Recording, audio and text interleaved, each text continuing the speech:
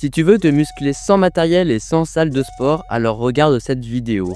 Contrairement à ce que la plupart des gens pensent, il n'y a pas besoin de soulever des poids pour devenir plus esthétique.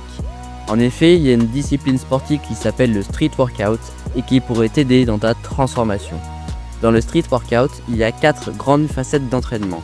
Le premier est le statique, le deuxième le dynamique, le troisième le street workout lesté et le quatrième le set and reps.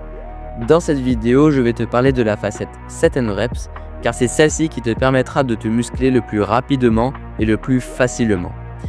Moi c'est Nathan, je suis lycéen et je pratique le street workout statique et cela m'a permis de me muscler de chez moi en à peine quelques mois. J'ai dans le passé pratiqué le set and reps et avec ces deux types d'entraînement cumulés, j'ai appris de nombreuses connaissances sur la musculation au poids du corps.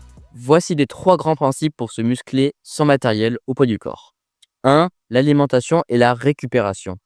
Lorsque tu souhaites te muscler, la nutrition est 80% du travail et l'exercice seulement 20%. Tu vas donc devoir manger varié, équilibré, sans pour autant te priver de petits plaisirs, mais surtout ne pas en abuser.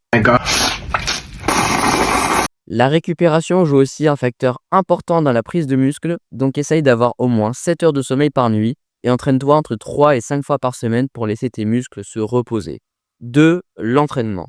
Un entraînement se compose en plusieurs parties et la première partie est l'échauffement.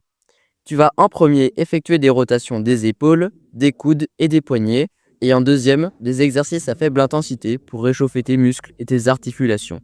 Si tu ne sais pas par où commencer ton entraînement, voici les meilleurs exercices classés par difficulté pour chaque entraînement. En poussée, les pompes classiques, les dips et les pompes diamants. En tirage, les tractions australiennes, les tractions en pronation ou en supination et les muscle-up. Pour une séance jambes, la chaise, les squats sautés, les mollets et les pistol squats. Pour chaque exercice que je viens de te citer, fais soit 3 séries de 12 répétitions, soit 2 séries à l'échec musculaire. Pour les abdos, le gainage, le hollow body hold, le gainage latéral et les relevés de jambes à la barre.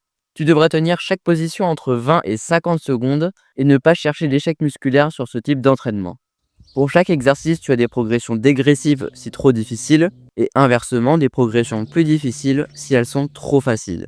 3. Les étirements. Je pratique les étirements ou le stretching à la fin de chaque séance et cela m'a apporté que des bienfaits. Cela reste moins important que l'échauffement, mais si tu as du temps, je te conseille d'en faire un peu. Tu peux maintenant implémenter toutes ces étapes à ton entraînement.